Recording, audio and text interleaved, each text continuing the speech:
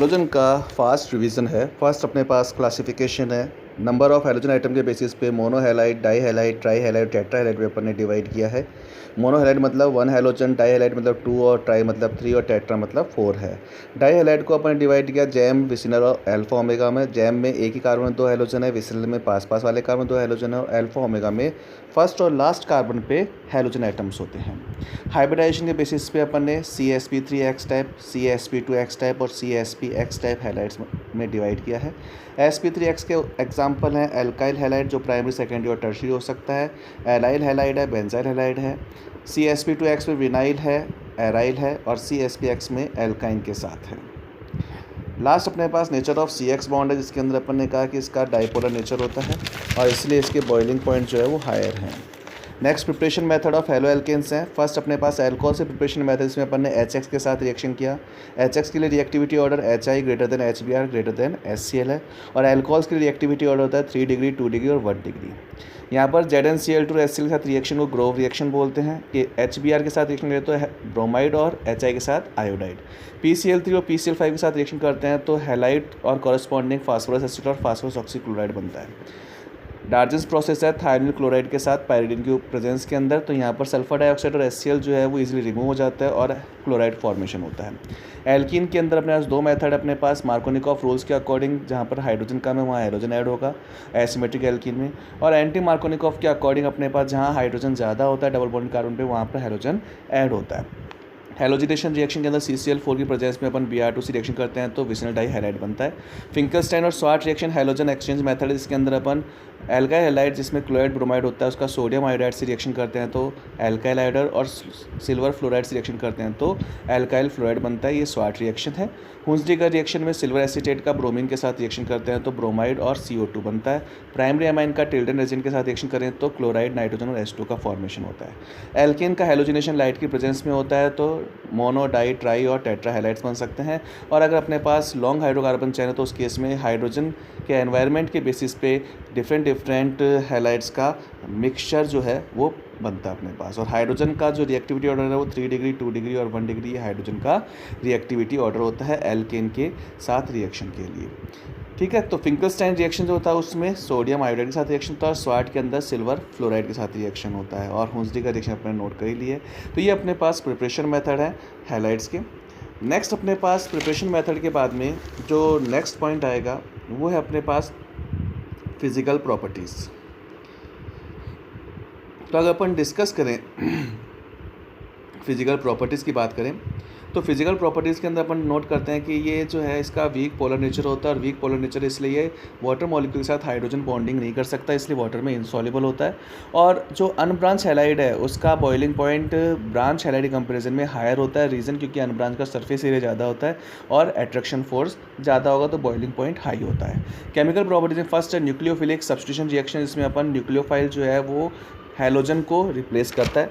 Reaction है aqueous potassium hydroxide के साथ एल्कोहल बनता है। केसीएन के साथ साइनाइड या नाइट्राइल का फॉर्मेशन होता है क्योंकि केसीएन आयनिक कंपाउंड है और साइनाइड आयन जो है वो एम्बिडेंटेड न्यूक्लियोफाइल है, इसमें दोनों कार्बन नाइट्रोजन न्यूक्लियोफाइल की तरह बिहेव कर सकता है। But carbon carbon bond stronger है कार्बन नाइट्रोजन के कंपेरिजन में, इसलिए नाइट्राइल बनता है। AgCN जो है वो कोवलेंट कंपाउंड है इसलिए केवल नाइट्रोजन न्यूक्लियोफाइल की तरह बिहेव करता है और आइसोनाइट्राइल बनाता है। सिमिलरली अपने पास KNO2 के साथ नाइट्राइट बनता है और AgNO2 के साथ नाइट्रोएल्केन बनेगा। अमोनिया के साथ प्राइमरी अमाइन के साथ रिएक्ट करें हैलाइड का तो सेकेंडरी अमाइन और सेकेंडरी अमाइन के साथ रिएक्ट करते हैं तो टर्शियरी अमाइन का फॉर्मेशन होता है।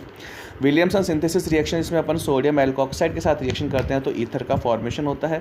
अगर ड्राई सिल्वर ऑक्साइड के साथ रिएक्शन करें एल्काइल हाइड्रोजन 2 मोल्स के साथ तो भी ईथर बनेगा अपने पास और मॉइस्ट Ag2 के साथ रिएक्शन करें तो अल्कोहल का फॉर्मेशन होता है।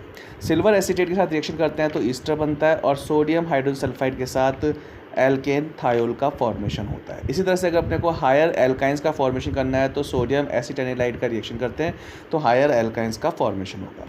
अगर मेटल्स के साथ रिएक्शन की बात करें तो सोडियम मेटल के साथ रिएक्शन करने पे एल्केन का फॉर्मेशन होता है, इससे वुड्स रिएक्शन कहते हैं और वुड्स रिएक्शन के अंदर हमेशा इवन नंबर में कार्बन आइटम्स का एल्केन का फॉर्मेशन होगा। मैग्नीशियम मेटल के साथ रिएक्ट करें तो उस केस में ग्रिग्नार एजेंट बनता है, RMgx का फॉर्मेशन इसको बोलते हैं एल्काइल मैग्नीशियम हैलाइड।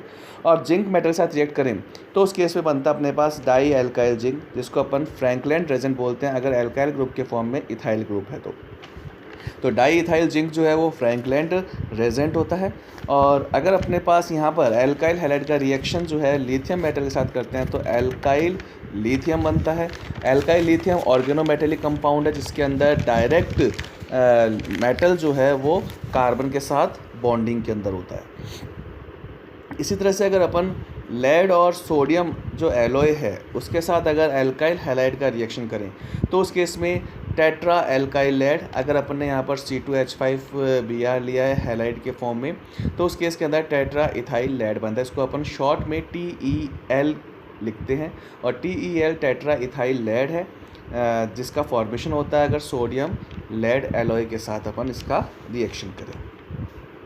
तो ये अपने पास मेटल्स के साथ सारी रिएक्शंस हो गई। नेक्स्ट अपने पास है रिडक्शन एल्काइल हाइड का रिडक्शन जो है वो निकल प्लेटिनम पैलिडियम या रेड फास्फोरस की प्रेजेंस में HI के साथ हो सकता है जिससे एल्केन का फॉर्मेशन होता है और HCl या HBr जो भी हैलोजन है वो रिलीज़ हो जाता है। नेक्स्ट एलिमिनेशन रिएक्शन है। Elimination reaction alcoholic potassium hydroxide की प्रेजेंस में होता है। तो जिस कार्बन पे हैलोजन ऐड होगा उसको अल्फा कार्बन और उसके एडजेसेंट कार्बन को बीटा कार्बन कहते हैं। तो अल्फा पोजीशन से हैलोजन और बीटा पोजीशन से हाइड्रोजन जो है वो एलिमिनेट होता है, देन फॉर्म एल्कीन।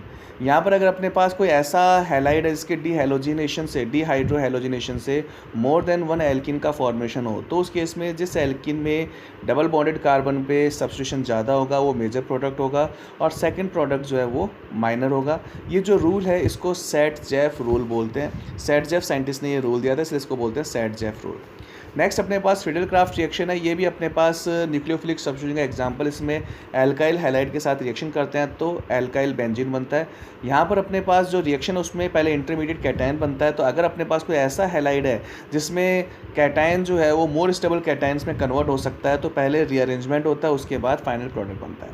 नेक्स्ट अपने पास ऑप्टिकल एक्टिविटी की डेफिनेशन दिया हुआ है कि ऐसे प्रॉपर्टीज जिसमें प्लेन पोलराइज्ड आयन को रोटेट करते हैं वो ऑप्टिकली एक्टिव होते हैं।